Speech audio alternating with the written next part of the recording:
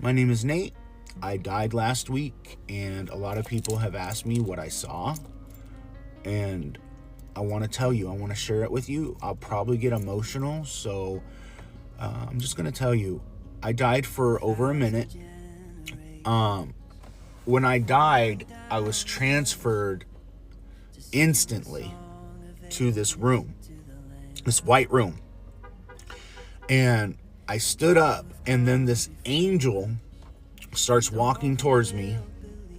And then as he stands like in front of me, he says, I know this isn't what you want to hear right now, but you're dead. And we need to talk about some things. So instantly this book appears in front of him. And he starts listing every single thing I've done in my life.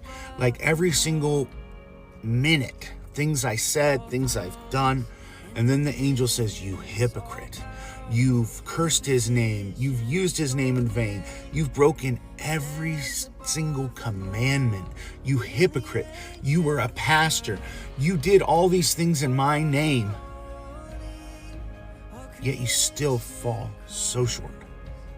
Then out of nowhere, God appears, and you can't see his face. He's so radiant, but he was like sitting down, and all this stuff was flashing before me, and God and the angel were looking at it, and I knew I was in deep trouble because God was calling me a hypocrite.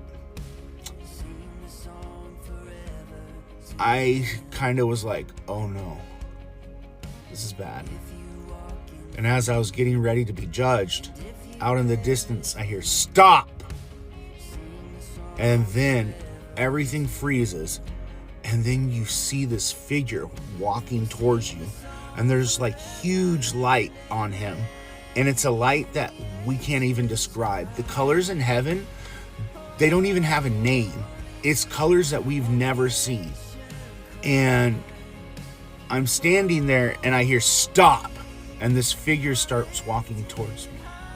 And I see a glow. And then I see a robe. And it's the bottom of it has gold. And he's walking towards me. And I start seeing the nail holes. And I'm like, oh, Jesus. And he says, stop. He's one of mine. And then God the Father and the angel looked at each other. And Jesus said, I'm all he has. I'm all he has. When he needed me most, I was the one he was crying out to. When he needed me, I was there. He has a very hard life of abuse and childhood trauma. But he said, I love him.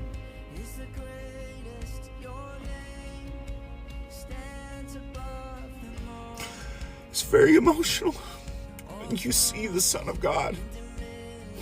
I fell to my knees and started singing, holy, holy, holy. And then God told me, he goes, okay, my son knows you. Welcome to heaven. Go rest.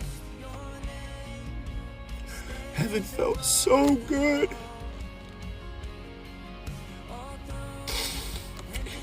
I don't know how to explain it. It just felt so peaceful and right. And as Jesus started speaking to me, his voice is so pure and so thunderous, but so warm and loving. I stood up and I said, I want to go with you, Jesus. I don't want to be here anymore.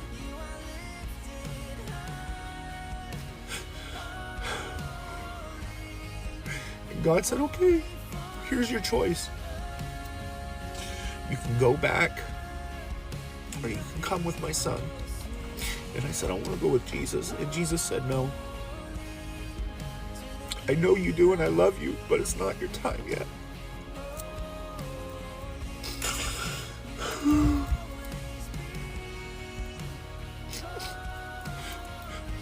And he said, no, I want to stay with you. I want to stay here. He said, you can't. I have a message for my people and I need you to give it to them. So I'm sharing my story. Heaven and hell are very real. And God is not playing around with sin. God told me this. Don't use my son's forgiveness as a convenience for your sin. Don't use my son's forgiveness as a convenience for your sin. Basically saying, stop sinning. If you keep sinning and asking for forgiveness, don't keep doing the same sin. Run from it. Run from it. Because God isn't playing, guys. He really isn't. He's a stern, just God, but he's not playing. He's so serious about sin, guys. I have broken every single commandment, and let me tell you what God is so serious about. He's so serious about sexual immorality, same-sex marriage, all this stuff. God is not playing, folks. He is not playing.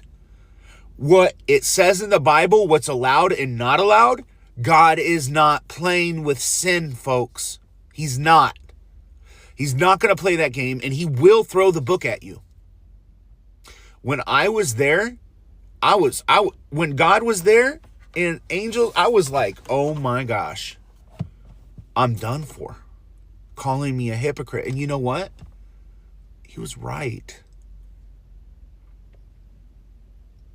So I'm here to tell you today that Jesus' love and his forgiveness is free. When Jesus died on the cross, he turned to the thief and said, you will be with me in paradise. I think we all can relate to being that thief. And if we want to be real about sin, are we taking our sin back? Are we taking back what Jesus died on the cross for us for? Jesus says every time you sin, you crucify me anew. We need to run from sin. Men, I'm going to talk to you now. There is a spirit called the Jezebel spirit. The Jezebel spirit is a satanic force that is very strong. Men, that Jezebel spirit you need to run from, because that Jezebel spirit will take you straight to hell. The Jezebel spirit is a direct witchcraft. It's direct witchcraft and satanic, folks. And guys, flee like Joseph did. When Potiphar's wife came onto him, Joseph ran. Resist the devil and he shall flee. So guys, I'm you. I've been a hypocrite. I've done all the sins. But I'm here to tell you that Jesus loves you. And God the Father does too. But he is a just God. And he's not playing with sin. So I hope this reaches you. And I love you guys. This is the first post I've ever done. And so I hope it encourages you to really evaluate your life. And really evaluate what life is after. So have a good one.